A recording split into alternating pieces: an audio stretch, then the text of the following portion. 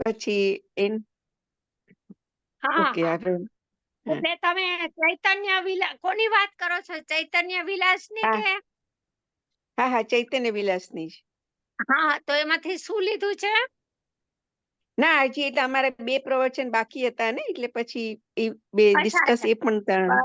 બરાબર.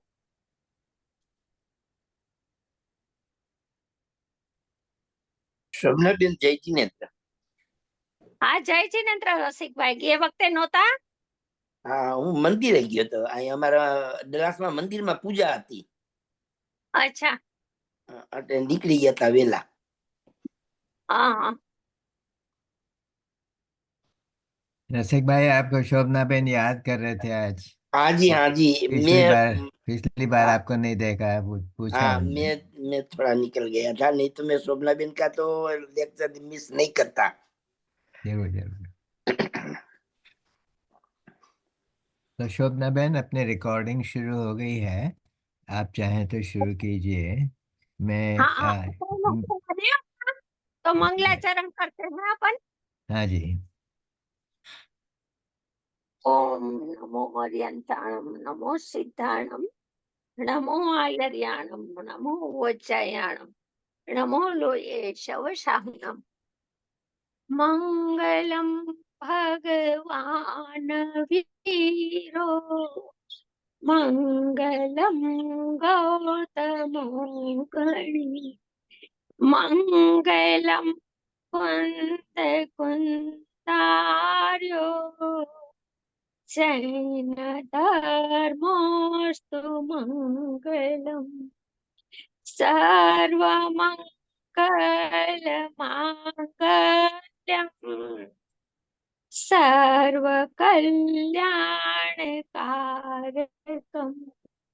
प्रधानम सर्वधर्माणां जैनम जयतु शासनम नमः समय साराय स्वानुभूत्या चकासते चित् स्वभावाय भावाय सर्वभावान्तरचिरे ओम नमः सिद्धेभ्यो ओम नमः सिद्धेभ्यो ओम नमः सिद्धेभ्यो। આપણો ચાલતો વિષય છે બુંદ બુંદમાં બુંદ બુંદમાં અમૃત। એક એક બુંદ બુંદમાં એક એક વાક્ય તો ઠીક, લીટી લીટીએ તો ઠીક, પણ શબ્દ શબ્દમાં એટલા ગંભીર અને ગૂઢ રહસ્ય ખોલી ખોલીને મૂક્યા છે કે જેમાં અમૃત ભરેલું છે। પૂજ્ય ભાઈ શ્રીના શ્રી મુખેથી વહેલા આ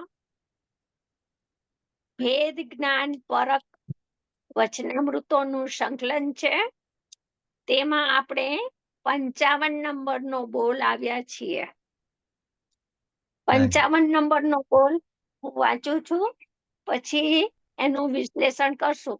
અથવા તો ઓલું પેલું તમે 54 નંબરનું જે કહો છો ને કે 9 તત્વના ભેદ અજીવનો વિસ્તાર છે, જેમ કે મોક્ષ માર્ગ પ્રકાશકમાં સમ્યક દર્શનની પરિભાષા બાંધી છે 7મા અધિકારમાં। તો એમાં સ્વ પરનું શ્રદ્ધાંતે સમ્યક દર્શન, 9 તત્વનું શ્રદ્ધાંતે સમ્યક દર્શન, શુદ્ધાત્માનું શ્રદ્ધાંતે સમ્યક દર્શન, બરાબર।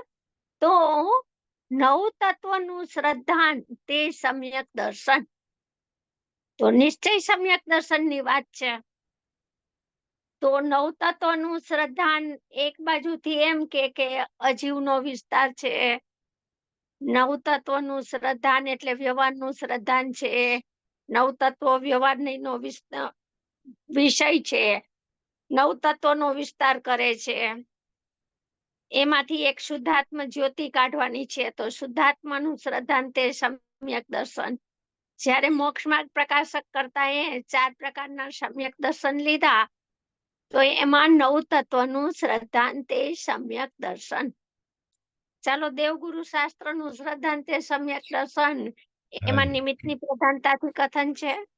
સ્વપરનું શ્રદ્ધાંતે સમ્યક દર્શન એમાં 2 જ્ઞેયની પ્રધાનતાથી કથન છે. અને 9 તત્વનું શ્રદ્ધાંતે સમ્યક દર્શન. તો જે 13મી ગાથામાં સમયસારમાં એમ કીધું કે ભૂતાર્થથી 9 તત્વને જાણતા સમ્યક દર્શન થાય છે. એ નિયમ કહ્યો, નિયમથી સમ્યક દર્શન થાય. તો 13મી ગાથામાં કેવી રીતના 9 તત્વોને જાણ્યા? તો કે ભૂતાર્થ નહીં એ 9 તત્વોને જાણ્યા. તો કે ભૂતાર્થ નહીંનું વાચ્ય શું? તો કે નિરપેક્ષ જાણ્યા 9 તત્વનું. 9 તત્વો સ્વયં પોતાથી ઊભા થયા છે. એનો કરનાર કર્મનો ઉદય અનુદય તો નથી, કર્મનો અભાવ છે એ તો નિમિત્ત કારણ નથી, પણ દ્રવ્ય ગુણ પણ એમાં કરતા એ નથી ને એનું કારણ એ નથી. એ રીતે 9 તત્વનું શ્રદ્ધાન પર્યાય થવા યોગ્ય થાય છે. એમ પરિણામને જાણી પરિણામનું લક્ષ છોડી એમાંથી એક શુદ્ધ નયનો વિષય શુદ્ધાત્મ તત્વ કાઢી એનો આશ્રય કરે છે. એને નિયમથી સમ્યક દર્શન થાય છે. ત્યાં એ વાત કરી. અહીંયા કે છે 54 નંબરના બોલમાં 9 તત્વના ભેદ છે એ અજીવનો વિસ્તાર છે. જેમ કે 50 થી 55 ગાથા અજીવ અધિકારમાં. તો 29 બોલનો ઉકરડો કીધો ગુરુદેવે એને. તો 29 બોલના ઉકરડામાં બધા બોલ નાખી દીધા. ગુણસ્થાન, માર્ગના સ્થાન, સંયમ લબ્ધિના સ્થાનો, વિશુદ્ધિ લબ્ધિના સ્થાનો બધા. તો એ ભેદ એનો પર્યાયનો તમે દ્રવ્યથી ભેદ કરો તો એ ભેદ અજીવનો વિસ્તાર છે. અને નિર્મળ પર્યાય, અનુભૂતિની પર્યાય, દ્રવ્યથી અભેદ થઈને અનન્ય થઈને પરિણમે, શુદ્ધાત્મા અભિમુખ થઈને પરિણમે, તો એ જ્ઞેયભૂત જીવ છે. તો એ અનુભૂતિ તે આત્મા છે. 50 થી 55 બોલમાં એને આત્મા કીધો. તો 9 તત્વનો ભેદ ન કરતા 9 તત્વને અભેદ નહીંથી જોવે. તો કે અભેદ નહીંથી કેમ જોયું? તો કે 9 તત્વ શેમાં જણાય છે? તો કે જ્ઞાનમાં. તો જીવ અજીવ તત્વનું પણ જ્ઞાન થયું, જીવનું પણ જ્ઞાન થયું, આશ્રવનું, પુણ્ય પાપનું, સંવરનું જ્ઞાન, નિજરાનું જ્ઞાન, બંધનું જ્ઞાન, મોક્ષનું જ્ઞાન. તો 9 તત્વનું જ્ઞાન થયું. એ જ્ઞાન એકરૂપ જ્ઞાન છે. એ એકરૂપ જ્ઞાન છે. ઈ સમ્યક દર્શન, સમ્યક જ્ઞાન છે, સમ્યક દર્શન છે, જ્ઞાન પ્રધાન દર્શન છે અને સમ્યક જ્ઞાન છે. બરાબર? તો 9 તત્વનું શ્રદ્ધાન એમાં શું પ્રગટ થયું? 9 તત્વના શ્રદ્ધાનમાં તો કે એકરૂપ જ્ઞાન, જ્ઞાન જ્ઞાન જ્ઞાન જ્ઞાન જ્ઞાન. 9 તત્વમાંથી જ્ઞાન, એ બધા તત્વનું જ્ઞાન છે એ એકરૂપ રહ્યું. એ જ્ઞાનની શ્રદ્ધા થઈ. એ જ્ઞાનની દ્રષ્ટિ નથી થતી. જો દ્રષ્ટિ અને શ્રદ્ધામાં ફરક છે. એ જ્ઞાનનું શ્રદ્ધાન થયું. 9 તત્વનું શ્રદ્ધાન એનું નામ સમ્યક દર્શન. આ રીતે 9 તત્વનું શ્રદ્ધાન તે સમ્યક દર્શન છે.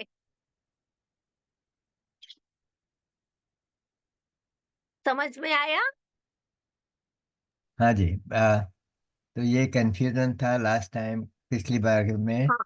कि हाँ। 9 तत्व को सम्यक भी बोलते हैं और यहाँ पर 54वें बोल में अजीव का विस्तार कहा। तो दोनों में फर्क हो गया थोड़ा सा। वहाँ तो 54 नंबर के बोल में तो परमार्थ स्वरूप टंकोत किरण एक रूप एक चैतन्य ज्ञायक स्वभाव ज बतावो छे। अपरिणामी निष्क्रिय दृष्टिनो विषय ज आपवो छे। निरपेक्ष परिणाम मात्र थी निरपेक्ष स्वभाव बतावो छे। तो भूतार्थ स्वभाव, त्रिकाल स्वभाव एक जीव, बाकी बधु अजीव। एम स्वपરની જુદાઈ કરે છે, એમ સ્વપરની ભિન્નતાનું જ્ઞાન કરી અને જીવ સ્વભાવમાં આવી જાય છે, જીવ છે ઈ. એટલે અહીંયા 54 નંબરના બોલમાં તો દ્રષ્ટિનો વિષય, પ્યોર દ્રષ્ટિનો વિષય બતાવ્યો છે. જ્ઞાન પ્રદાન પણ નહીં, અપરિણામી તત્વ માત્ર, નિષ્ક્રિય શુદ્ધ પારિણામિક ભાવ, એકરૂપ ભાવ, અખંડ ભાવ, શુદ્ધ ભાવ, પરિશુદ્ધ ચૈતન્ય તત્વ, એ જ બતાવવું છે. એટલે અહીંયા નવે શોભનાબેન, તમે કહ્યું ને કે શ્રદ્ધા થઈ ને ઈ હજી દ્રષ્ટિથી ફેર છે, તો પછી એમાં ફેરમાં શું લેવું ત્યાં? જો આ બોલમાં મેં હમણાં કીધું ને કે પરમાર્થ સ્વરૂપ ભૂતાર્થ એકલો નિતાંત પરિશુદ્ધ ચૈતન્ય તત્વ પરમાર્થ ટંકોત કિરણ એક ભગવાન આત્મા બતાવો છે. એમાં પરિણામ માત્રની નાસ્તિ છે, ન અસ્તિ, એમાં એનું હોવાપણું નથી. બરાબર? એવો ધ્રુવ ભગવાન આત્મા એ છે, એને આપણે દ્રષ્ટિનો વિષય કહેશું ને, દ્રવ્ય દ્રષ્ટિનો વિષય. બરાબર ને? દ્રષ્ટિ અને શ્રદ્ધામાં તો દ્રષ્ટિ પ્રધાન દ્રષ્ટિ પણ આવે અને દ્રષ્ટિ પ્રધાન જ્ઞાન પણ આવે. શ્રદ્ધામાં છે ને દ્રષ્ટિ પ્રધાન જ્ઞાન. જો 9 તત્વોનું શ્રદ્ધાન તે સમ્યક દર્શન, તો ઈ જ્ઞાન પ્રધાન સમ્યક દર્શન ની વાત છે. તો શ્રદ્ધાન શબ્દ આવ્યો ને, 9 તત્વનું શ્રદ્ધાન તે સમ્યક દર્શન. એક બાજુ સમયસારની 11મી ગાથામાં એમ કે ભૂતાર્થનું શ્રદ્ધાન તે સમ્યક દર્શન, તો પરસ્પર બે વિરોધી વાત થઈ ને. તો જૈન દર્શનમાં વિરોધ નથી, જૈન દર્શન તો અવિરોધ સિદ્ધ કરે છે. તો એ કથનનું વાચ્ય આપણે સમજવું પડે ને. તો ભૂતાર્થના આશ્રય સમ્યક દર્શન થાય છે. અહીંયા તો એકલો સત્યાર્થ ભૂતાર્થ, ચારે પ્રકારના વ્યવહારનો જેમાં અભાવ છે એવો ભગવાન આત્મા. ચારે પ્રકારના વ્યવહાર લીધા ને 11 ગાથામાં, 2 સદભૂત ને 2 અસદભૂત, ઉપચરિત ને અનુપચરિત, એમ કરીને 4 પ્રકાર. એનો મારા ત્રિકાળ સ્વભાવમાં અત્યંત અભાવ છે. એવો હું ચૈતન્ય ટંકોત કિરણ જ્ઞાયક સ્વભાવ તે હું છું. તો દ્રષ્ટિનો વિષય પ્યોર બતાવ્યો. હવે દ્રષ્ટિનો વિષય દ્રષ્ટિમાં આવે તો જ્ઞાન પ્રધાન શોભનાબેન આગળ જાઓ. પહેલા તમે હમણાં કીધું દ્રષ્ટિ પ્રધાન દ્રષ્ટિ ને દ્રષ્ટિ પ્રધાન જ્ઞાન, તો એમાં ડિફરન્સ શું? એ જ બતાવું છું. જો 11 ગાથા તમને સમજાય છે, સમય 7ની 11 ગાથા, એના ઉપરના તો તમે ગુરુદેવના પ્રવચન હોય ને, સમયસાર 11 ગાથા. બરાબર? તો એમાં દ્રષ્ટિનો વિષય કેવો આપ્યો છે બોલો તમે, ઈ કયો મને. પરિણામ માત્ર દિન બતાવ્યો ને. બરાબર ને? તો ઈ દ્રષ્ટિ પ્રધાન દ્રષ્ટિ છે. સમજાણું? બરાબર? દ્રષ્ટિ પ્રધાન દ્રષ્ટિ થઈ ગયો. હવે શાસ્ત્રમાં જેમ મોક્ષ માર્ગ પ્રકાશકમાં કીધું કે 9 તત્વનું શ્રદ્ધાન તે સમ્યક દર્શન, તો ઈ વાત સાચા સમ્યક દર્શનની છે. અહીંયા કોઈ વ્યવહાર સમ્યક દર્શનની વાત નથી, નિશ્ચય સમ્યક દર્શનની વાત છે. અને આગળ એમ કીધું કે 9 તત્વનું શ્રદ્ધાન, પછી એમ કીધું શુદ્ધાત્માનું શ્રદ્ધાન તે સમ્યક દર્શન. તો શુદ્ધાત્માનું શ્રદ્ધાન સમ્યક દર્શન તો બધાને સમજાય, પણ 9 તત્વનું શ્રદ્ધાન તો ગુરુદેવ ઘણી વખત એને ઈ રીતે લે છે કે 9 તત્વોમાં છુપાયેલી એક આત્મજ્યોતિ કાઢી એને અગ્ર કરી, ભગવાન આત્માને અગ્ર કર્યો જ્ઞાનમાં ને શ્રદ્ધામાં કે હું જ છું જ્ઞાનમય ચૈતન્ય જ્યોતિ. એમ જ્ઞાન શ્રદ્ધા એ રૂપે પરિણમી ગઈ તો સમ્યક દર્શન થયું. તો એ 9 તત્વોમાં છુપાયેલી ગર્ભમાં પડેલી ચૈતન્ય જ્યોતિ એકાકાર હતી, એને બહાર કાઢી એટલે શ્રદ્ધામાં લીધી. તો એનું નામ સમ્યક દર્શન. હવે બીજું સમ્યક દર્શનની પરિભાષા એવી આવે જ્ઞાન પ્રધાન સમ્યક દર્શન. તો કે 9 તત્વનું જ્ઞાન થયું. 9 તત્વનું જ્ઞાની હોય અને 9 તત્વનું જ્ઞાન સમ્યક પ્રકારે થાય છે. 9 તત્વનું જ્ઞાન થાય, અજીવનું જ્ઞાન થાય, આશ્રવનું જ્ઞાન થાય, બંધનું જ્ઞાન થાય, પુણ્ય પાપનું જ્ઞાન થાય, સંવરનું જ્ઞાન થાય, નિદ્રાનું જ્ઞાન થાય, મોક્ષનું જ્ઞાન થાય. તો આ 9 તત્વો એક તરફ રહ્યા ને જે જ્ઞાન જ્ઞાન જ્ઞાન જ્ઞાન જ્ઞાન જ્ઞાન 9માં જ્ઞાન થયું ને બધાનું, તો ઈ 9માં જે જ્ઞાન જ્ઞાન જ્ઞાન જ્ઞાન જ્ઞાન છે ઈ તો એકરૂપ જ્ઞાન છે અને ઈ એકરૂપ જ્ઞાનની શ્રદ્ધા એકરૂપ જ્ઞાન જ્ઞેય થઈને જ્ઞાનમાં કેવી રીતના જણાનું એવું જે પ્રતીતમાં આવ્યું એવું જે શ્રદ્ધામાં આવ્યું એને સમ્યક દ્રષ્ટિ સાધક આત્માને એને જ્ઞાન પ્રધાન સમ્યક દર્શન કહેવાય છે. સરસ. એટલે શોભનાબેન ઘણીવાર ભાઈશ્રી પણ શોભનાબેન ઘણીવાર ભાઈશ્રી એક મિનિટ એમને પૂરો કરવા દો. નવે તત્વનું શ્રદ્ધા નવ તત્વનું શ્રદ્ધા તે સમ્યક દર્શન એમ કીધું અને એક બાજુ એમ કે એકનું શ્રદ્ધા તે સમ્યક દર્શન તો બે વાત છે એ બરોબર સમજવી પડે આપણે.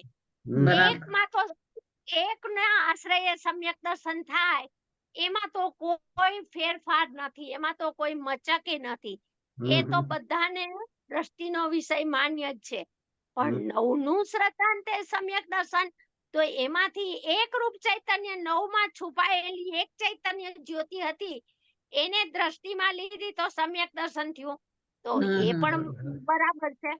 પણ જ્ઞાન પ્રધાન સમ્યક દર્શન કેવી રીતના તો કે નવે તત્વ જ્ઞાનમાં જણાણા નવે નવ તત્વ તો ઈ જ્ઞાન કેવું છે નવરૂપ છે તો કે ના તો કે ઈ જ્ઞાન કેવું છે તો કે એક રૂપ છે ઈ જ્ઞાન તો કે ઈ જ્ઞાન ક્યાં જણાનું તો કે ઈ જ્ઞાન સમ્યક જ્ઞાનમાં જ્ઞેય થઈને જણાનું તો કે નવે તત્વ ભેદપણે જણાના કે અભેદપણે તો કે નવે તત્વનું અભેદપણે જ્ઞાન જણાનું. સમજાય છે? એનું નામ જ્ઞાન પ્રધાન સમ્યક દર્શન. બરાબર, બહુ સરસ, બહુ સરસ. તો પહેલા જ્ઞાન પ્રદાન ને પછી દ્રષ્ટિ પ્રદાન એ રીતે ના બે એક સમયમાં હોય ને એક સમયમાં હોય છે. હા બે એક સાથે હોય છે. એક સમય દ્રષ્ટિ પૂર્વક જ જ્ઞાન હોય, જ્ઞાન પૂર્વક દ્રષ્ટિ ના હોય. દ્રષ્ટિ પૂર્વક જ જ્ઞાન ને સમ્યક નામ લાગવું પડે. દ્રષ્ટિ મિથ્યા હોય ને જ્ઞાન ને 11 અંગના જ્ઞાન ને તો સમ્યક જ્ઞાન કીધું હોત દ્રવ્ય લિંગીના. ક્રમ તો એ જ રીતે હશે ને. ક્રમ તો ભલે એક સમય હોય પણ ક્રમ તો એ રીતે જ હોય ને. પઠનમાં તો દ્રષ્ટિ પૂર્વક જ જ્ઞાનની વાત આવે. બરાબર બરાબર. હા ચાલો હવે ઈ થઈ ગઈ દ્રષ્ટિ. હા બોલો. તો નહીં આજે તમે ભાઈશ્રીએ એક જગ્યાએ એમ કીધું છે કે ખાલી જ્ઞપ્તિ ક્રિયા એટલે જ્ઞાન ક્રિયાથી પણ જે ગપ્તિ ક્રિયા છે એ જ્ઞાનીની ને અજ્ઞાનીની બેયની સરખી છે એટલે એ જ્ઞાન ક્રિયાથી પણ જ્ઞાની થઈ જવાય. એટલે ત્યાં પછી તો દ્રષ્ટિપૂર્વક ન થયું ને, ત્યાં તો ખાલી જ્ઞાન ક્રિયાની ઓલી જે દોરી પકડવાની દ્રષ્ટિપૂર્વક જ થઈ જાય જ્ઞાન. જ્ઞાન ક્રિયાને આગળ કર્યું, પેલા જ્ઞાનને કારણ બનાવ્યું અને દ્રષ્ટિના વિષયને એમાં લીધો, જ્ઞાનને પેલું રાખ્યું. બરાબર. જ્ઞાન તો જ્ઞાનમાં શું છે તો કે જ્ઞાનમાં જ્ઞાયક છે. ઉપયોગમાં શું છે? ઉપયોગમાં રાગ છે, ઉપયોગમાં કસાય છે, ઉપયોગમાં ક્રોધ માન માયા લોભના પરિણામ છે, ઉપયોગમાં શરીર છે તો કે ના ઉપયોગમાં તો એ કાંઈ નથી. તો કે ઉપયોગમાં શું છે તો ઉપયોગમાં ઉપયોગવાન વસ્તુ ત્રિકાળ સ્વભાવ પડ્યો છે અનાદિ અનંત. તો કે ઉપયોગમાં શું દેખાણું તો કે ઉપયોગમાં ભગવાન આત્મા દેખાણું. બરાબર. તો ઉપયોગને જાણતા ઉપયોગ ન દેખાણો, ઉપયોગને જાણતા આખી ત્રિકાળી ચીજ જણાની. તો આખો ભગવાન આત્મા જ્ઞેય થઈને પરમાર્થભૂત તત્વ જ્ઞેય થઈને જણાણું તો ઉપયોગમાં ઉપયોગ છે તો સમર પ્રગટ થઈ ગયો. દ્રષ્ટિ દ્રવ્ય ઉપર ગઈ, એમાં દ્રષ્ટિમાં દ્રવ્ય જ દેખાણું. બોલો. ઉપયોગમાં પર્યાય ન દેખાણી, ઉપયોગમાં ભગવાન દેખાણું તો દ્રષ્ટિ ક્યાં ગઈ? દ્રવ્ય સ્વભાવ ઉપર. તો જ્ઞપ્તિ ક્રિયામાં શું જણાય છે તો કે જાણનારો. તો કે જાણનારો કોણ તો કે હું. તો જ્ઞપ્તિ ક્રિયામાં ભગવાન દેખાણો તો દ્રષ્ટિ ક્યાં ગઈ? નાયક સ્વભાવ ઉપર.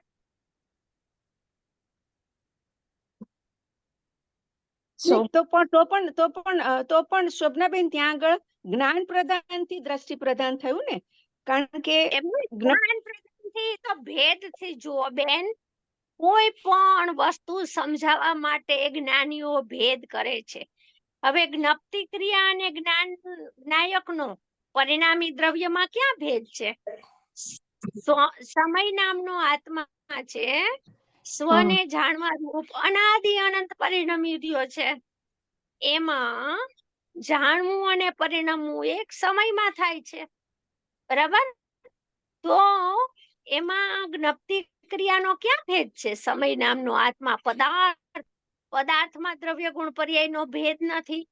તો આચાર્ય ભગવાન, જ્ઞાનીઓ, સંતો આપણને ભેદ કરીને, પર્યાય કહીને, ભેદ પાડીને સમજાવે. એને તો ખબર છે કે આખું જ્ઞેય અભેદ પરિણામી દ્રવ્ય છે, એમાં દ્રવ્ય ગુણ પર્યાયના ભેદ નથી.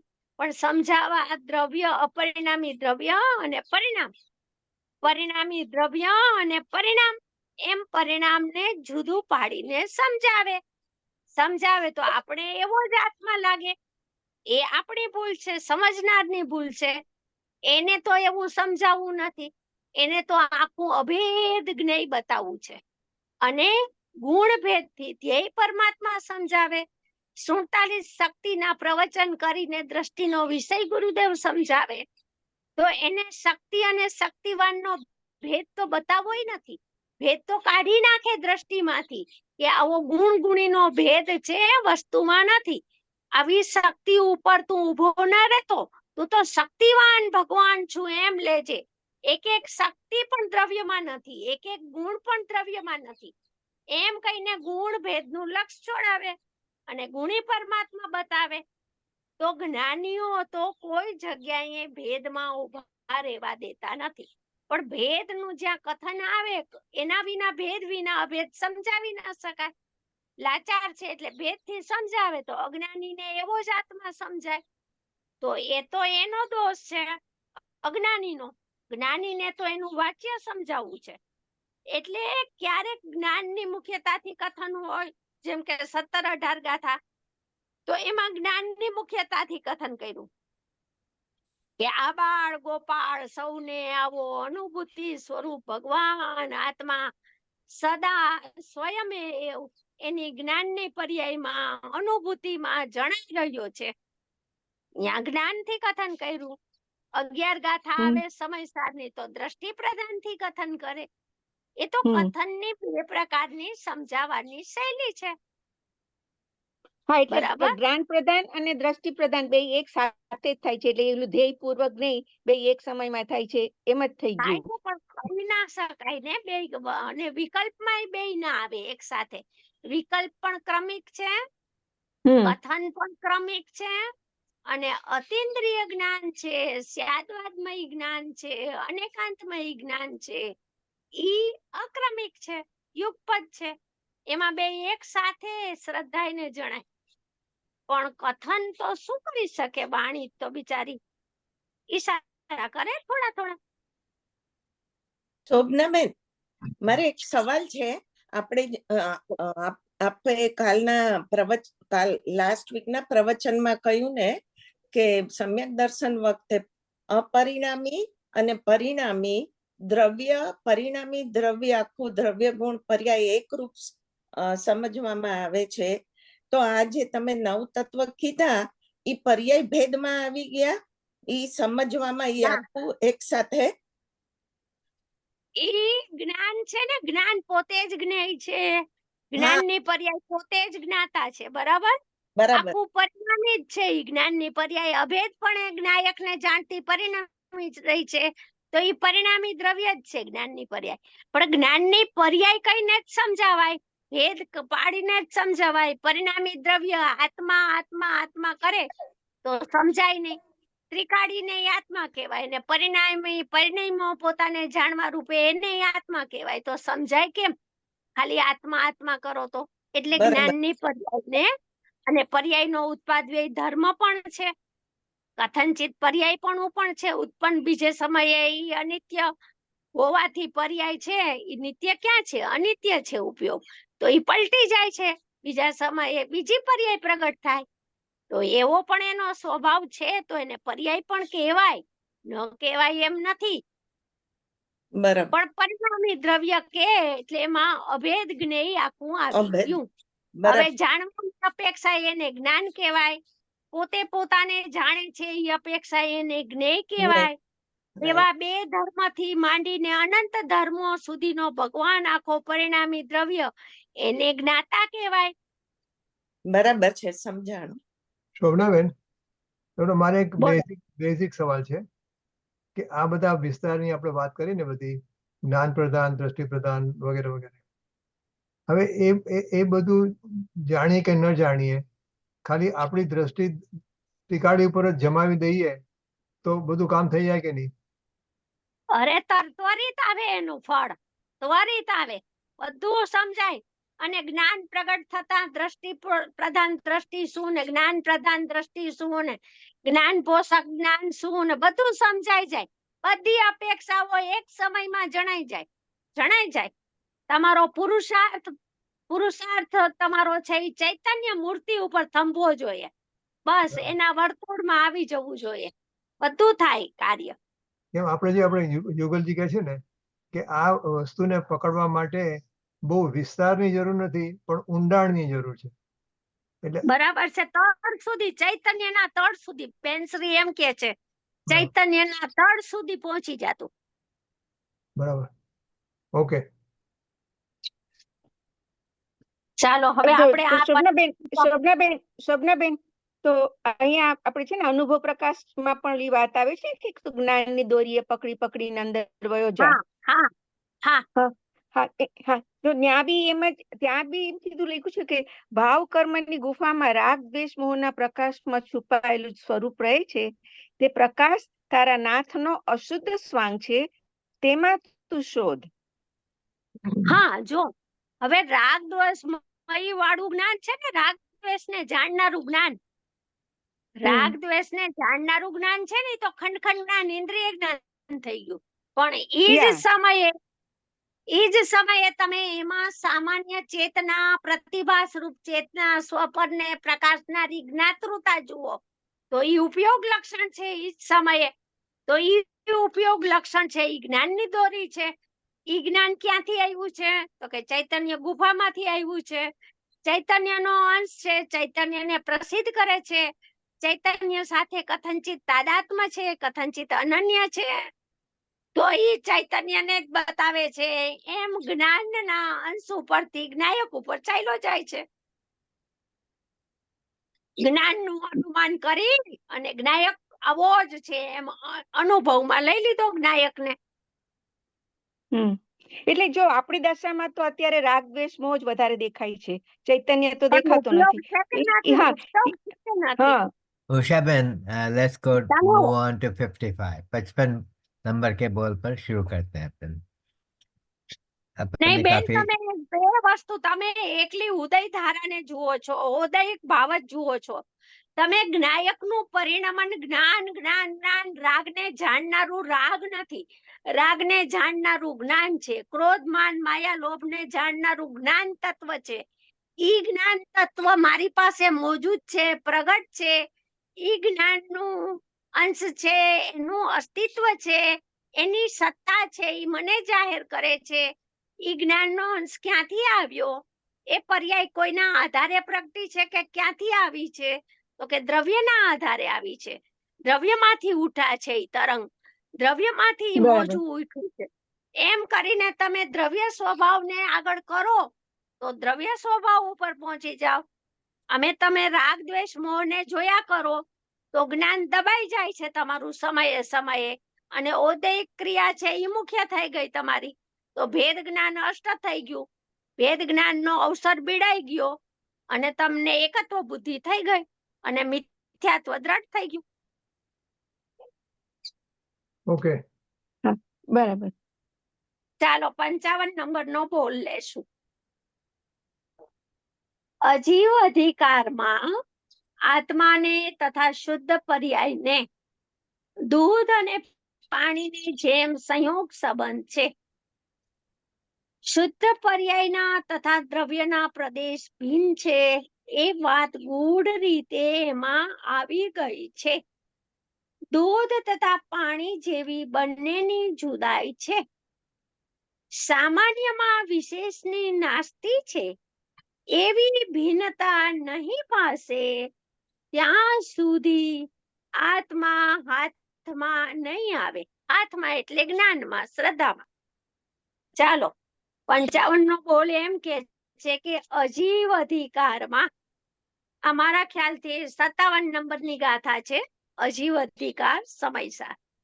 એમાં આત્માને તથા શુદ્ધ પર્યાયને, એમાં દૂધ અને પાણીનું દ્રષ્ટાંત આપ્યું છે 57 નંબરની ગાથામાં.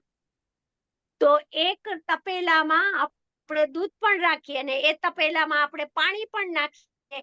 1 લીટર પાણી નાખ્યું ને 1 લીટર દૂધ નાખ્યું, એક તપેલું આખું ભર્યું, તો દૂધ અને પાણી એકમેક થઈ ગયા છે કે બંને ભિન્ન ભિન્ન છે? તો કે બંને ભિન્ન ભિન્ન છે. સંયોગ દ્રષ્ટિથી જુએ તો એને દૂધ અને પાણી એકમેક લાગે છે, પરંતુ સ્વભાવ દ્રષ્ટિથી જુએ તો કે દૂધ દૂધમાં છે અને પાણી પાણીમાં છે. બંનેનો તાદાત્મ્ય સંબંધ થયો નથી. જો બંનેનો તાદાત્મ્ય સંબંધ થયો હોય તો ક્યારેય તેનો અભાવ ન થાય. બરાબર? પાણી અને દૂધ ભેગા છે એને ગેસ ઉપર મૂકો તો પાણી તો વરાળ બનીને ઉડી જાય છે, અને દૂધ છે એ તો ઘટ્ટ ચીકાશ વાળું મીઠાશ વાળો સ્વભાવ એનો રહી જાય છે. પાણી બળીને ઉડી ગયું, વરાળ થઈ ગઈ, અને ઘાટું દૂધ ફરી પાછું થઈ ગયું. જો દૂધ અને પાણી એકમેક થઈ ગયા હોત, બંનેને તાદાત્મ્ય સંબંધ થઈ ગયો હોત, તાદાત્મ્ય સંબંધ એટલે ટાળીઓ ટળે નહીં કોઈ કાળે, એને તાદાત્મ્ય સંબંધ કહેવાય. અને સંયોગ સંબંધ એટલે તો કે વ્યવહારથી જોવાનો ટેવ, એક વ્યવહારની દ્રષ્ટિથી દેખે તો એક ક્ષેત્રે 2 દ્રવ્યો રહેલા છે, તો એ છે તો દ્રવ્ય પોતપોતાની સત્તામાં, પોતપોતાના ચતુષ્ટયમાં, પણ એને એકત્વ બુદ્ધિથી, સંયોગ દ્રષ્ટિથી એકમેક જેવા ભાસે છે. ઈ એકમેક જેવા ભાસે છે એ તો એનું અજ્ઞાન છે. 2 દ્રવ્યો એક તો થયા જ નથી. દૂધ દૂધમાં છે ને પાણી પાણીમાં છે. હા, તપેલાનું એક ક્ષેત્ર છે, છે ઈ એક ક્ષેત્ર છે. એમ આકાશના એક ક્ષેત્રે 6 દ્રવ્યો રહેલા છે. આકાશના પ્રદેશે 6 દ્રવ્યો રહેલા છે, છતાં અનંત દ્રવ્યો ભિન્ન ભિન્ન છે, એક થયા નથી.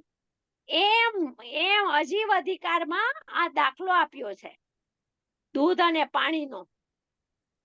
એમાંથી શું કાઢ્યું જ્ઞાનીઓએ?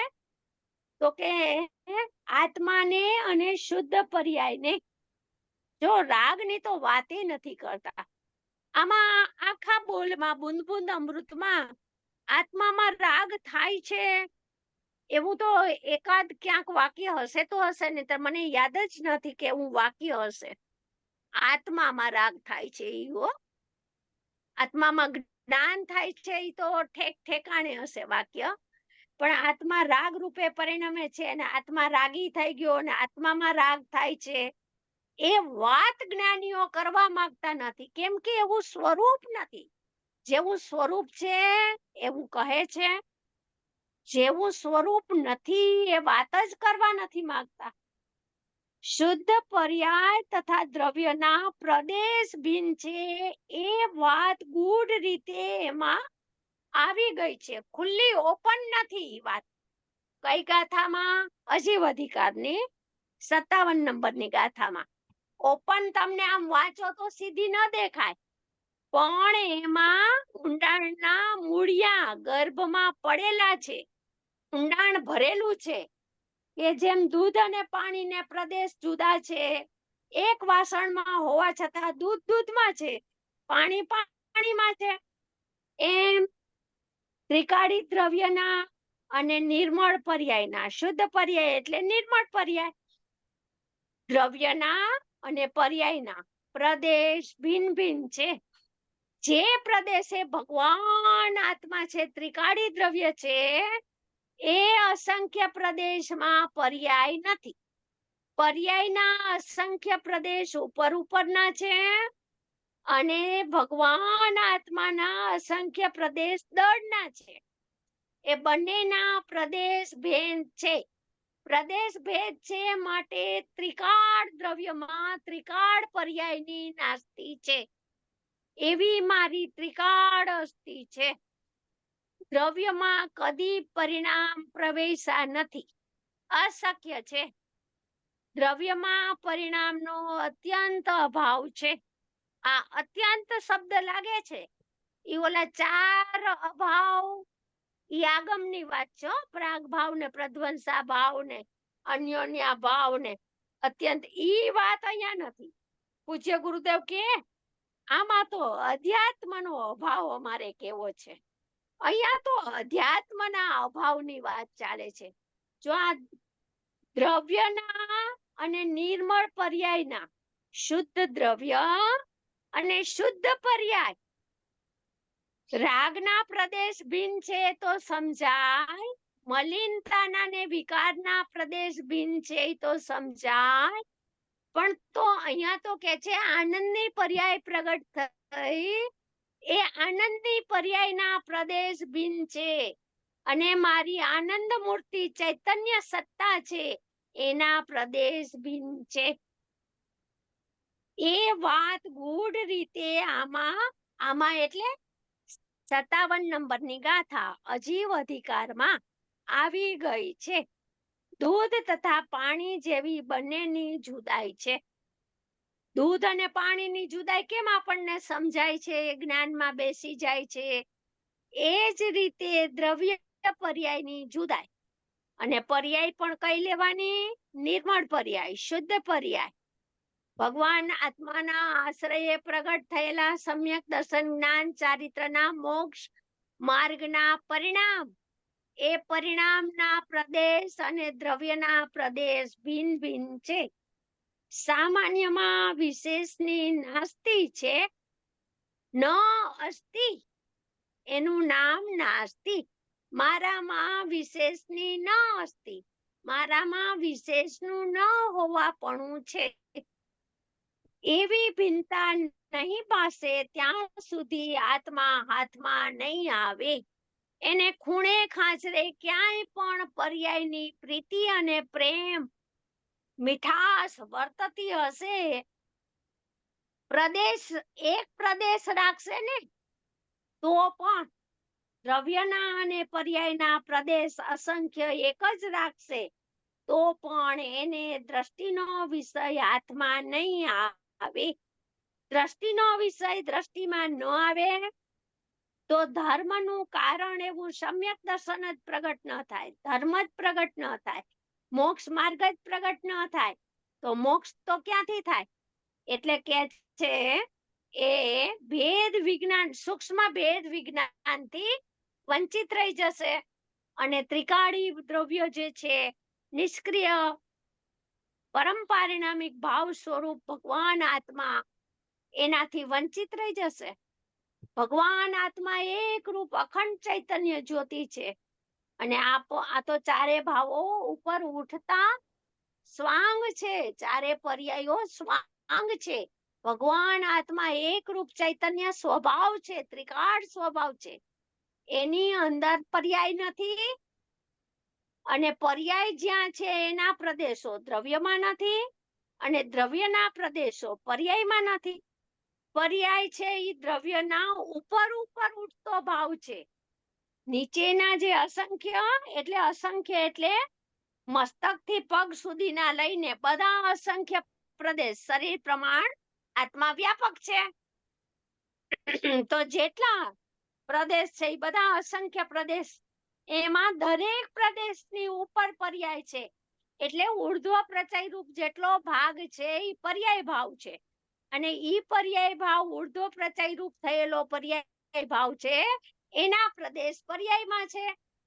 એ પ્રદેશમાં પર્યાય છે ઉઠી છે અને એનાથી નીચે જે ત્રિકાળી દળ છે, ચૈતન્ય દળ છે, ધ્રુવ દળ છે, એ દળના પ્રદેશ ભિન્ન છે. એ તો અસંખ્ય એક રૂપ એક પ્રદેશી છે. અસંખ્ય પ્રદેશનો પણ ભેદ નથી. એવો એક પ્રદેશી, જે પંચાસ્તિકાઈમાં કીધું છે, અસંખ્ય પ્રદેશનો ભેદ નથી, એવો એક પ્રદેશી ભગવાન આત્મા છે. એવો એક અસંખ્ય પ્રદેશનો ભેદ નથી, એવો એક જ્ઞાયક ભાવ છે. ચાલો, આ બોલ પૂરો થયો આપણો. હવે આમાં કોઈને કઈ પૂછવું હોય તો પૂછો. શોભનાબેન, આ બધી વાતો છે ને, એટલે દ્રવ્ય અને પરિણામ વચ્ચેના ભેદનાની જે આપણા બધા બોર્ડમાં આવે છે પછી એક. એટલે કે આપણે પર્યાયથી નયના ચક્ષુને બંધ કરવાનું છે સર્વથા. તો જ્યારે પણ પર્યાયથી નયના ચક્ષુને સર્વથા બંધ કરવાની વાત આવે તો આપણે એમ કહી શકીએ ને કે પર્યાયથી ચક્ષુને સર્વથા બંધ કરવું ઇઝ ઇક્વલ ટુ દ્રવ્યાર્થિક નયના ચક્ષુને પૂરેપૂરું ખોલવું. તો દ્રવ્ય ઉપર દ્રષ્ટિ જશે આપણી, તો પર્યાયનું ચક્ષુ સાથે એની સાથે બંધ થશે. એટલે આપણી દ્રષ્ટિ દ્રવ્ય પર જેવી જોઈએ.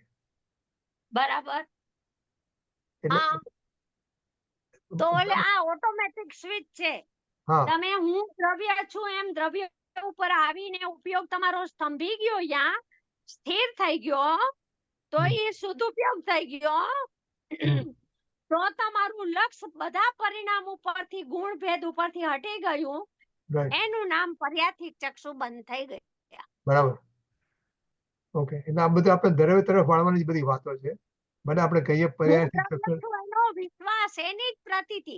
વારંવાર હું જ્ઞાયક ભાવ છું, એકરૂપ છું, ટંકોત કિરણ છું, નિત્ય નિરાવરણ છું. બસ એનું જ સ્મરણ, એનો જ વિચાર, એનું જ મનન, એનું જ લઢણ. તો એમ કરતા કરતા ઉપયોગમાં એનો વસવાટ થઈ ગયો. ઉપયોગને ગમવા માંડ્યો. પછી ઉપયોગને એના વગર ગમતું નથી, ચેન નહીં પડે. એને આત્મા મળશે ને ત્યારે જ ચેન પડશે. બરાબર. સોગાનીજી કહે છે ને કે એક જ કામ કરવાનું છે, કે ત્રિકાળી મહામપણું સ્થાપવાનું છે. હા, બરાબર. ઓકે, ચાલો હવે આપણે એનાથી આગળનો બોલ લેશું, 56 નંબરનો. આત્માના ગોલન મનનમાં એવો ચડી જાય છે કે આ કોઈ આવીને ખબર આપે કે તમારે ત્યાં ચક્રવર્તી પધારે છે, તો તેને એમ થાય કે આવો પરિસર ક્યાં આવ્યો. એને આનંદ ન થયો, હર્ષ ને ઉમંગ ન થયો કે વાહ ચક્રવર્તી મારી અહીંયા પધાર્યા. આમ ઉભો ન થઈ ગયો એકદમ. એને તો પરિસર આવ્યો મોટો. પણ શરત કઈ મૂકી? આત્માના ગલન મનનમાં એને આત્માનો પ્રેમ, આત્મા પ્રત્યેની અર્પણતા, આત્માની તડપ, લગન એટલી લાગી ગઈ છે. કોઈ સાધક હોય તોય ફરી આત્માનો વિચાર કરતો હોય, એની પણ વાત લાગુ પડે. સાધક ની તૈયારી વાળો જીવ હોય, એવો ભવ્ય આસન ભવ્ય આત્મા હોય, તો એની પણ એની પણ વાત લાગુ પડે. એટલે એને ગોલન, આત્માના ગોલન મનનમાં એવો ચડી જાય છે કે એને આત્માનો રસ, ચૈતન્યનો રસ એટલો ઘૂંટાતો હોય અંદરમાં, એટલી મનમાં પ્રસન્નતા થતી હોય, એટલું મન એમાં વીંટાઈ ગયું હોય, એનું ઓતપ્રોત થઈ ગયો હોય આત્માના, શુદ્ધાત્માના ચિંતવનમાં. અને કોઈ આવીને ખબર આપે કે તમારે ત્યાં ચક્રવર્તી પધારે છે. આપણે કોક આમ આવીને કે ચક્રવર્તી પધારે છે, તો આપણને શું ભાવ આવે છે? કંટાળો આવે છે કે આ ક્યાં આવ્યા, ક્યાં મને વચમાં વિરહ પડ્યો મારા ભગવાન આત્માનો, ક્યાં મારી આત્માની ગોલન મનનની ધારા ચાલતી હતી, એમાં મને ખલેલ પડ્યો, એમાં મને ભંગ પડી ગયો, એમાં મને વિક્ષેપ પડી ગયો. એવું થાય કે આપણને હર્ષ આવે, આનંદ આવે, આપણા આમ રોમાંચ થઈ જાય કે વાહ મારી આ ચક્રવર્તી, ચાલો હું શું કરું, એની આરતી ઉતારું, એની શું કરું, પૂજા કરું. આમ એટલો બધો ગાંડો ને હરખાઈ જાય. અને જ્ઞાની હોય તો એને શું થાય છે, અથવા જ્ઞાની થવાની તૈયારી વાળો હોય જીવ, હમણાં પામશે આ ભવમાં, એને શું થાય છે? બંનેની પરિસ્થિતિનું માપ આપણે કાઢી લેવાનું. બરાબર. સ્વપ્નબેન, એક પ્રશ્ન છે આપણે ગુરુદેવશ્રીના પ્રવચન સાંભળતા હોઈએ અને અમે તો અમેરિકામાં રહીએ તો અમેરિકાનો પ્રેસિડેન્ટ આવી ગયો કોઈએ એનાઉન્સ કર્યો તો એ વાતને અહીંયા કઈ રીતે લેવાનો? એ જ પરિસર થઈ ગયો. એમ નહીં, તમને પરીક્ષા નહીં, તમને એમાં ઉમળકાભેર એમાં જોડાવ છો કે તમને ખેદપૂર્વક જોડાવ છો? તો પરિસર અચ્છા અચ્છા. જો તમે ઉમળકાથી ઉલ્લાસથી એમાં જોડાવ છો ઈ વાતમાં, તો તમને આત્માનો પ્રેમ નથી અને તમને ખેદ લાગે છે અત્યંત. આમ હમ. પ્રતિકૂળતા આવીને ઊભી રહી છે, અંદરમાંથી અણગમો થાય છે. ભલે તમે બતાવો નહીં બારમાં તો તમે એને હાથમીટાના સદુનન કરો, પણ અંદરમાં એમ થાય છે કે ક્યાં મારી આત્માની ધારા ચાલતી હતી ને એમાં ખલેલ ખંડિત થઈ ગયું. એમ અંદરથી તમને એવી ફિલિંગ થતી હોય તો તમારે ઈ બેયનો આંતરો સમજી લેવાનો કે શું થાય છે તમને. બરાબર બરાબર. એટલે લૌકિક જીવનમાં આ બહુ ઉપયોગી છે. 56 નંબરનું જે તમે કીધું ને, ભલે એ આમાં તો ગોલા બધાની વાત બરાબર, પણ બીજી રીતે બી આપણે કહીએ તો જનરલી સ્વાધ્યાય કરતા હોઈએ. એટલે બધામાં આપણે સ્વાધ્યાય કરતા હોય અને કોઈ મહેમાન આવે છે તો આપણને આવતા હોય તો ભલે ઘરે આવે એનો વાંધો ના હોય, પણ 1 કલાકનો સ્વાધ્યાયમાં ભંગ પડે એનો આપણને ખેદ થાય ને અંદરમાંથી. બરાબર. હા, કે આવો સરસ મારો સ્વાધ્યાય ચાલતો તો એમાં મારે ખલેલ પડ્યો.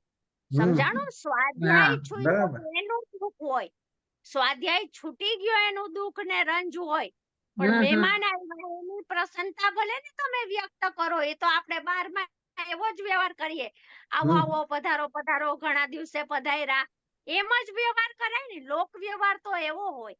આ તો અંતરંગની દશા શું છે તમારી એની વાત કરે છે કે અંતરંગમાં શું ચાલતું હોય. સાધક થયેલો આત્મા હોય અથવા તો કોઈ જીવ સમ્યક્ત્વનો અધિકારી થયો હોય, એને અંદરમાં કેવા ભાવ આવે, આવું 12માં ભજે ત્યારે એની અંદરમાં પરિસ્થિતિ શું ભજે છે એનું આખું ત્રાદ્રશ ચિતાર તમને આપે છે અંદરમાં, કે અમને આવું થાય છે અંદરમાં, લ્યો ત્યારે આત્મા મળે, આવું થાય ને એને એમ કે છે.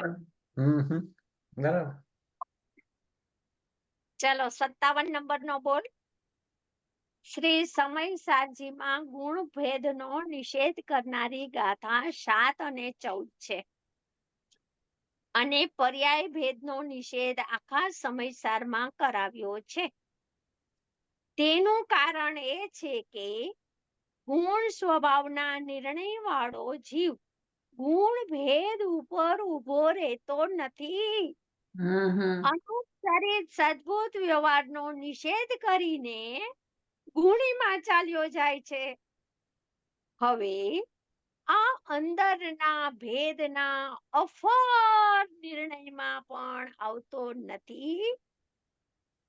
પર્યાયના ઉત્પાદ વ્યય ધર્મને જ આત્મા માન્યા કરે છે, માટે તેને નિષેધ ઠામ ઠામ કરેલ છે. પર્યાયનો નિષેધ શું કામ વારંવાર કર્યો આચાર્ય ભગવાને? કે બધા જીવો આવીને પર્યાય ઉપર ઉભા રહી જાય છે. ત્રિકાળીનો ભેદ ત્રિકાળી છે, ધ્રુવમાં રહેલો ગુણ પણ ધ્રુવ છે, નિત્યનું લક્ષણ પણ નિત્ય છે. જ્ઞાન દર્શન ઉપયોગ ત્રિકાળ. ગુણમાં પણ અનંત શક્તિ ને સામર્થ ભર્યા છે, તાકાત ભરી છે. ગુણમાં મારા ગુણમાં શક્તિ એટલે સામર્થ, તાકાત, એમાં અનંતું સામર્થ ભર્યું છે. એવો પણ એને અંદરમાંથી નિર્ણય નથી. ગુણનો પણ વિશ્વાસ નથી. ગુણની તાકાત, ગુણનો પુરુષાર્થ, ગુણમાં અપરિમિત ચૈતન્યતા વ્યાપેલી છે, એનો વિશ્વાસ નથી બિલકુલ. અને એક સમયની ક્ષણિક પર્યાય ઉપર જ ઉભો છે, ક્ષણિકને જ આત્મા માને છે. એ હા, સાંભળી છું. તો કે છે એવા સદભૂત વ્યવહારનો નિષેધ, અરે વચ્ચે તૂટી ગઈ લિંક મારી. ઉત્પાદ વ્યય ધર્મને જ આત્મા માન્યા કરે છે. પર્યાય જેટલો જ પોતાને માને છે, આ જ પર્યાય દ્રષ્ટિ છે ને. બીજી શું પર્યાય દ્રષ્ટિ છે? પર્યાય દ્રષ્ટિ શું? ઉત્પાદ વ્યય વિનાશી, ક્ષણિક, પરિવર્તનશીલ. એ પરિવર્તન પામે ને પોતાને એવો માને એટલે પોતે પણ જન્મે ને મરે. મારું જન્મ થયો ને મરણ થયો, જન્મ થયો ને મરણ થયો, એવી જ અનુભૂતિ કર્યા કરે છે અનંત કાળથી. જેવા પર્યાયના સ્વાંગો ભજે એવો પોતાને માને, સ્વભાવ રહી ગયો એક બાજુ. તો કે છે કે ગુણ ભેદ, ભલે ગુણ ભેદ થી તું ઉપર, ભલે તને અભેદની પ્રતીતિ ન આવતી હોય તો તું એક એક શક્તિનો વિચાર કર. 47 શક્તિ ઉપરના પૂજ્ય ગુરુદેવના પ્રવચનો છે. એ ચૈતન્યનો રસથાળ, વૈભવ, એનો કર્યાવર પ્રકાશિત કર્યો છે. એને વાંચી અને એમાંથી સિદ્ધાંત અને એનો સાર કાઢી અને એના સ્વરૂપનો વિચાર કર. તો કે છે સદભૂત અનૌપચારિક સદભૂત વ્યવહાર છે એ ગુણીનો ભેદ છે. ઈ તો એનો પણ નિષેધ આવી જશે. ઈ ભેદ ઉપર તું કાયમ નહીં ટક, એ તો ભેદ ઉપર ટેમ્પરરી ટકીશ. ગુણના નિર્ણય વાળો જીવ ગુણ ઉપર ઉભો રહેતો નથી, ગુણી ઉપર જ ચાલ્યો જાય છે. કેમ કે ગુણ કોનો છે? ગુણ કોના આશ્રયે રહેલો છે? ગુણ તો ત્રિકાળી દ્રવ્યના આશ્રયે રહેલો છે. તો એમ ત્રિકાળીનો જ વિશ્વાસ એને આવે છે. ગુણ એક ગુણમાં અનંતું સામર્થ્ય છે, તો ગુણીમાં કેટલું છે? એમ ગુણીનો એને પ્રતીતને પ્રેમ આવે છે, ઉલ્લાસ જાગે છે.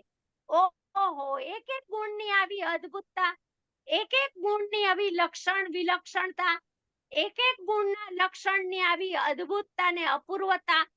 તો એ બધા ગુણોને સમેટીને હું બેઠેલો ગુણી પરમાત્મા, મારી કેવી અદ્ભુતતા, કેવી અપૂર્વતા, કેવી અલૌકિકતા, કેવી અનંતતા, એમ પોતાની મસ્તી એને ભાસે છે, પોતાનો મહિમામાં મંડિત થાય છે પોતે. તો એ જીવ છે એ ગુણી ઉપર વયો જાય છે, એ ગુણ ભેદ ઉપર ઉભો રહેતો નથી. અને પર્યાય ભેદનો નિષેધ તો ઠામ આચાર્ય ભગવાને કરાવ્યો જ છે. આખું સમયસાર દ્રષ્ટિ પ્રધાન ગ્રંથ છે. પ્રતિબુદ્ધ કેમ બને, પ્રબુદ્ધ કેમ બને, એના માટેનો ગ્રંથ છે. તો સમયસારમાં મુખ્યપણે 7 ગાથા અને 14 ગાથા, આ 2 ગાથા એવી છે કે જેમાં ગુણ ભેદની વાત કરી અને અભેદ જ્ઞાયક સ્વભાવ બતાવ્યો છે. 14 ગાથામાં તો એક બોલ લીધો, 5 ભાવ, 5 બોલ થી 14 ગાથાનું વર્ણન કર્યું છે ને, એમાં એક બોલ લીધો છે, ગુણ વિશેષ છે. અને 7 ગાથામાં તો દર્શન, જ્ઞાન, ચારિત્ર પણ મારામાં નથી એવો એક અભેદ જ્ઞાયક ભાવ હું છું. એમ તો ઘણી જગ્યાએ હોય, પણ આમાં મેન છે કે સામાન્યમાં વિશેષ નથી. અલિંગ્રહણનો બોલ છે, 18 નંબરનો બોલ. ગુણ વિશેષોથી નહીં આલિંગિત એવો એક હું અલિંગ્રહણ છું, એમ લીધું છે ને. એટલે ઘણી જગ્યાએ ગુણ ભેદનો નિષેધ કરાયો હોય, પણ વધારે પડતો નિષેધ તો પર્યાયનો જ કરાયો છે બધી જગ્યાએ. કેમ કે ગુણ છે એ ત્રિકાળીનો ત્રિકાળ સ્વભાવ છે, ત્રિકાળીનો ત્રિકાળ ભાવ છે. એ ત્રિકાળ ભાવમાં પણ ઉભો નથી રહેતો હજી, એના પણ વિચાર મનનમાં એને થાક ને કંટાળો લાગે છે. એ તો પર્યાય ઉપર જ બેઠો છે. એટલે કે છે પર્યાય ભેદનો નિષેધ ઠામ કરેલ છે. પર્યાય ગુણ ભેદની દ્રષ્ટિ ઈ પણ પર્યાય દ્રષ્ટિ છે, એવું નથી કે ઈ પર્યાય દ્રષ્ટિ નથી. એ દ્રવ્ય દ્રષ્ટિ નથી, ગુણ ભેદ ઉપર ઉભો છે. મારામાં જ્ઞાન છે, દર્શન છે, ચારિત્ર છે, અનંત ગુણ છે. તો પૂજ્ય ગુરુદેવ ધ્યેય પૂર્વક જ્ઞેયમાં કે છે કે તારી ખોજ ખોવાઈ જશે, ગુણ ભેદ ઉપર ઉભો છો, એક એક શક્તિનો વિચાર કરસ તો તારી ખોજ ખોવાઈ જશે. કેમ કે આકાશનો ક્યાંય અંત નથી. લોક આકાશ પછી અલોક આકાશ, તો કે એના પ્રદેશ અનંત અનંત અનંત અનંત અનંત, એનો જ્યાં અંત જ નથી. એનાથી વધારે ગુણ એક આત્મામાં છે. એમ પૂજ્ય ગુરુદેવ કે છે કે આ વાત ક્યાંય મેં વાંચેલી છે ધવલમાં કે મહાધવલમાં, મને યાદ નથી ને અત્યારે મળતું પણ નથી યાદ, પણ મેં વાંચ્યું છે એ મને ખબર છે. તો અનંત અનંત અનંત ગુણ છે, તો હવે એક એક ગુણનો વિચાર કરે તો એ અનંતનો કેદી પાર આવે? જ્યારે એક અભેદ ગુણી પરમાત્માને લક્ષમાં લેતા એમાં અનંત ગુણો છે એ સાથે આવી ગયા અભેદપણે. એટલે અભેદની મસ્તીમાં રહે છે જે જીવ, એને અભેદનો અનુભવ થાય છે. માટે ગુણભેદનો પણ નિષેધ કરવાનો છે. અનુપચરિત સદભૂત વ્યવહાર બતાવ્યો તો અનુપચરિત સદભૂત વ્યવહારમાં પણ અટકવાનું નથી. કોઈ વ્યવહાર છે એ આશ્રય યોગ્ય નથી, વ્યવહાર નહીંનો વિષય, કોઈ પણ વ્યવહાર હોય. ચાલો આ બોલ પણ આપણો પૂરો થયો. આમાં કઈ પૂછવું હોય તો પૂછો. શોભનાબેન, સવાલ એ છે કે આ બોલનું રહસ્ય શું છે? એટલે કે પર્યાય ભેદ અને ગુણ ભેદ, એટલે એમાં હા, જો ગુણ છે, હા, પર્યાય તો ઉત્પાદવ્યય વાળી છે ભાઈ, એક સમયવર્તી છે ને ગુણ તો ત્રિકાળવર્તી છે. ત્રિકાળનો ત્રિકાળ ગુણ છે. ભગવાન આત્મા ત્રિકાળ રહેનારો, ધ્રુવ સ્વભાવે રહેનારો, અને ગુણ પણ ધ્રુવ પણ રહેનારો, નિત્ય પણ રહેનારો, અવિનાશી પણ રહેનારો. અને ગુણ અને ગુણી વચ્ચે તાદાત્મ સંબંધ છે. જ્યારે દ્રવ્ય અને પર્યાય વચ્ચે તો દ્રવ્ય દ્રષ્ટિથી જોવામાં આવે તો સંયોગ સંબંધ છે. પર્યાયને સંયોગી ભાવ કીધો છે. પંચાસ્તિકાયની 17-18 ગાથામાં સંયોગી તત્વ કીધું છે, સંયોગી ભાવ છે પર્યાય છે. જ્યારે ગુણ છે એ સ્વભાવ ભાવ છે, ગુણ છે એ પારિણામિક ભાવે છે, ભગવાન આત્મા પરમ પારિણામિક ભાવે છે, અને પર્યાય છે એ તો ઉદય ઉપશમ ક્ષયોક્ષમ ભાવે છે. એટલો ફરક છે ગુણ અને પર્યાયમાં. એટલે આ બોલનો મતલબ એમ છે કે અમારા જેવા બિગનર હોય એ પર્યાય ભેદને તો સમજો ઓળંગે, પણ ગુણભેદને ન ઓળંગે, એને ગુણભેદ ઓળંગવા માટેની આમાં પ્રેરણા આપી છે કે જે અનુપચરિત વ્યવહાર. ના, આમાં તો પર્યાય ઉપર તો તું બિલકુલ ઉભો જ ન રે. તું ત્રિકાળી ગુણનો તો નિર્ણય કર કે મારા લક્ષણ જ્ઞાન દર્શન ત્રિકાળ છે, હું ત્રિકાળ જાણનાર દેખનાર છું, ત્રિકાળ ધ્રુવ ધ્રુવ ધ્રુવ ધ્રુવ ધ્રુવ પ્રવાહ મારામાં વહે છે, નિત્ય નિત્ય નિત્ય નિત્ય નિત્ય હું છું. એમ તો તું ત્રિકાળીને ગુણોને લક્ષમાં લઈને ત્રિકાળનું તું દ્રષ્ટિ, ત્રિકાળની દ્રષ્ટિ દે, ત્રિકાળનું તું અવલોકન તો કર. એમ ગુણભેદ ઉપર ઉભો નથી રાખવું આ બોલમાં, પણ ગુણ ત્રિકાળ છે, ગુણ નિત્ય છે, ગુણ નિરાવરણ છે, ગુણ છે એ નિરપેક્ષ સ્વભાવે છે, એમ એને અભેદનો પરિચય કરાવવો છે.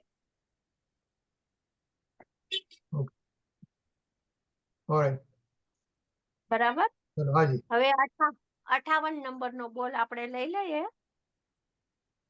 મિથ્યાત્વ હોવા છતાં મિથ્યાત્વને વેદતો નથી એમ કહીને ગજબ ભેદ જ્ઞાનની વાત કરી છે. અસ્થિરતાને નથી વેદતો એમ કહે તો ઠીક, પણ મિથ્યાત્વને વેદતો નથી એમ કહ્યું છે. આ તીખી દ્રષ્ટિવાળાની વાત છે. અંદરમાં ડૂબકી મારનાર જીવ એમ પણ નથી જોતો કે પૂતગલ દ્રવ્ય પૂતગલ કર્મને કરે છે. આ બોલ છે એ સમયસારની 109 થી 112 ગાથા છે ને, જે એમાંથી લીધેલો હોય, એમાંથી એ ગાથા ચાલતી હોય ને ત્યારે આ બોલ લખેલો છે એ ગાથાના આધારે. એટલે આ બધા બોલ લગભગ સમયસાર, નિયમસાર, કોઈ પ્રવચનસાર, એમ શાસ્ત્રના આધારે જ આવશે બધા બોલ. મિથ્યાત્વ હોવા છતાં, હવે આમાં તો કઈ ખુલાસો કરવાની જરૂર નથી. પર્યાયમાં મિથ્યાત્વ હોવા છતાં મિથ્યાત્વને વેદતો નથી. આહા, ત્રિકાળી ભગવાન આત્મા મિથ્યાત્વને વેદતો નથી, અને એનું ઉપયોગ લક્ષણ છે એ પણ મિથ્યાત્વથી ભિન્ન રહી ગયું. મિથ્યાત્વનો વેદન કરતું નથી, મિથ્યાત્વને વેદતું નથી, એ પણ મિથ્યાત્વને ભોગવતું નથી, એમ કહીને ગજબ ભેદ જ્ઞાનની વાત કરી છે. જુઓ તો ખરા આ કેવું ભેદ જ્ઞાન. આ અજ્ઞાનીને કે છે આટલી જુદાઈ છે તારા દ્રવ્ય અને પર્યાય વચ્ચે. તારી પર્યાયમાં મિથ્યાત્વ હોવા છતાં તારો ભગવાન આત્મા મિથ્યાત્વને વેદતો નથી. તારું ઉપયોગ લક્ષણ છે એમાં મિથ્યાત્વની ચિકાસ આવતી નથી. 97 નંબરના કળશ ટીકાના શ્લોકમાં કીધું છે કે ઉપયોગમાં મિથ્યાત્વની ચિકાસ આવતી નથી. મિથ્યાત્વ છે, ઉપયોગ પણ છે, બંને પ્રગટપણે વર્તમાનમાં પર્યાય છે. એ સમયે મિથ્યાત્વના સમયે ઉપયોગ છે એ મિથ્યાત્વથી ભિન્ન રહી ગયો છે. એમ કોણ જાણે છે? સર્વજ્ઞ ભગવાન જાણે છે, એમ જ્ઞાનીઓ જાણે છે. પણ સર્વજ્ઞ ભગવાન અને જ્ઞાનીઓની વાતનો એને વિશ્વાસ નથી. એને વિશ્વાસ માત્ર વ્યક્ત પર્યાયનો જ પરિચય છે. એને વિશ્વાસ સ્વાંગનો જ છે. એને વિશ્વાસ કર્મ સાપેક્ષ પરિણામનો જ છે. એટલો જ ઈ દેખાય છે ને એવો જ એને માનીને બેઠો છે. એનાથી અતિરિક્ત ભિન્ન આખો ભગવાન આત્મા ને ભગવાન આત્માનું ઉપયોગ રૂપનું પરિણમન નિરાળું રહી ગયું એને ખબર નથી. અજ્ઞાનીને એ વાત કરે છે કે મિથ્યાત્વ હોવા છતાં મિથ્યાત્વને વેદતો નથી, એમ કહીને ગજબ ભેદ જ્ઞાનની વાત કહી. અસ્થિરતાને નથી વેદતો એમ કહે તો ઠીક, એ તો ઠીક વાત છે કે અસ્થિરતાને નથી વેદતો. અસ્થિરતા તો સાધકને હોય, તો સાધક તો જ્ઞાતા થઈ ગયો, એ તો ન વેદે, એ તો ઠીક. પણ મિથ્યાત્વને વેદતો નથી એમ કહ્યું. કીધું ને કે ગુણસ્થાન 13 ગુણસ્થાનને ભોગવતો નથી, 13 ગુણસ્થાન પ્રત્યયને ભોગવતો નથી, કરતોય નથી ને ભોગવતોય નથી. એક તમે વાંચી લેજો 109 થી 112 ગાથા સમયસારની, એટલે તમને ખ્યાલ આવશે આખો. આ તીખી દ્રષ્ટિ વાળાની વાત છે. અંદરમાં ડૂબકી મારનાર જીવ એમ પણ નથી જોતો કે પૂતગલ દ્રવ્ય પૂતગલ કર્મને કરે છે. જીવ પૂતગલ કર્મને કરે છે એમ ન કીધું. ડૂબકી મારનારો જીવ શું જુએ છે? પૂતગલ દ્રવ્ય. પૂતગલ દ્રવ્ય એટલે જૂના કર્મનો ઉદય. પૂતગલ કર્મને કરે છે એટલે નવા કર્મને ઈ બાંધે છે.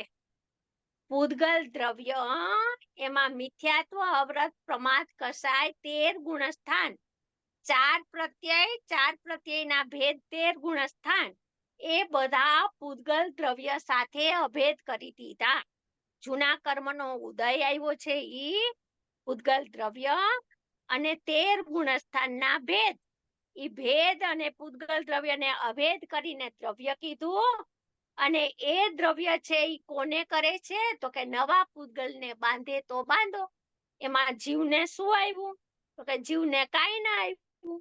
જીવ તો નિત્ય નિરાળો રહી ગયો. આ બધા સ્વાંગ ભજે છે એનાથી ભગવાન આત્મા ન્યારો છે, જુદો રહી ગયો છે. તું જુદાને જુદો જાણી લે, બસ માની લે, સ્વીકાર કરી લે કે મારો પરમાત્મા આ બધા સ્વાંગોથી નિરાળો છે. ચાલો આ બોલ પણ આપણો. શોભનાબેન, આ જે છેલ્લું સેન્ટેન્સ છે ને એમાં થોડું ગ્રામેટિકલી મને ખ્યાલ નથી આવતો. અંદરમાં ડૂબકી મારનાર જીવ એટલે કે સમય દ્રષ્ટિ જીવ એમ પણ નથી જોતો. સમય દ્રષ્ટિ જીવ એમ જોવે છે કે પૂતગલ દ્રવ્યને કરે છે. આમાં જે નથી જોતો લખ્યું છે, નથી જોતો, એમાં થોડો ઘટાડો થાય છે. જોવે છે કે પૂતગલ દ્રવ્ય, હા, પણ એમ નથી જોતો એટલે ઈ આ ક્યારે જોવે છે તો કે સવિકલ્પ દશામાં આવે છે ને ત્યારે હા. એમ જોવે છે કે પૂતગલ દ્રવ્ય પૂતગલ કર્મને કરે છે. નિર્વિકલ્પમાં જાય છે ને તો ઈ જોવાનું ય બંધ થઈ ગયું. સમજાણું ભાઈ? ઓકે. અચ્છા, નિર્વિકલ્પની વાત છે. સમજાણું? હા એટલે ડૂબકી સવિકલ્પમાં આવે. મારી ને હા ત્યારે આ નથી દેખાતું કે આ આને કરે છે કર્તા કર્મ સંબંધ જૂના કર્મની સાથે નવા કર્મ છે વ્યાપ્ય વ્યાપક ભાવ એની સાથે છે મારી સાથે કાંઈ નથી એવું કાંઈ હવે જોતો નથી. અંદરમાં ડૂબકી મારે છે ત્યારે. સમજાણું? ઓકે, હા, એટલે સવિકલ્પમાં જુએ છે પણ નિર્વિકલ્પમાં હા, તેમાં કોઈ હા, વિકલ્પ હા, નથી આવતો. હા બરાબર. Okay, okay. હા. ટાઈમ થઈ ગયો આપણો હવે. हाँ हाँ ये टाइम हो गया अपना आज का। हाँ चावाणी के ज्ञान से सूझे लोकालोक शोवाणी मस्तक नमो सदा देत हूँ परम परम मंगलकारी नित्य बोधिनी सम्यक ज्ञान जिनवाणी मात नो નો જય હો. अनंत अनंत उपकारी कृपाळु कहान गुरुदेव દેવનો જય जय હો. हो। प्रसन्न मूर्ति पूज्य भगवती मात માતનો જય જય હો. सनातन सत्य वितरागी दिगंबर जैन धर्म મનો જય जय હો. हो। શોભનાબેન જય જીનેન્દ્ર. શોભનાબેન જય જીનેન્દ્ર. जय जिनेन्द्र શોભનાબેન જય જીનેન્દ્ર. हाँ जय जिनेन्द्र શોભનાબેન હજી ત્યાં આશાબેન ના ઘરમાં સૂર્યકીર્તિ ભગવાન બિરાજમાન છે કે ત્યાં ડોમમાં બિરાજમાન થઈ ગયા? નથી થયા હજી તો કઈ નિર્ણય નથી લેવાનો. અચ્છા અચ્છા અચ્છા બરાબર. ઓકે ચાલો.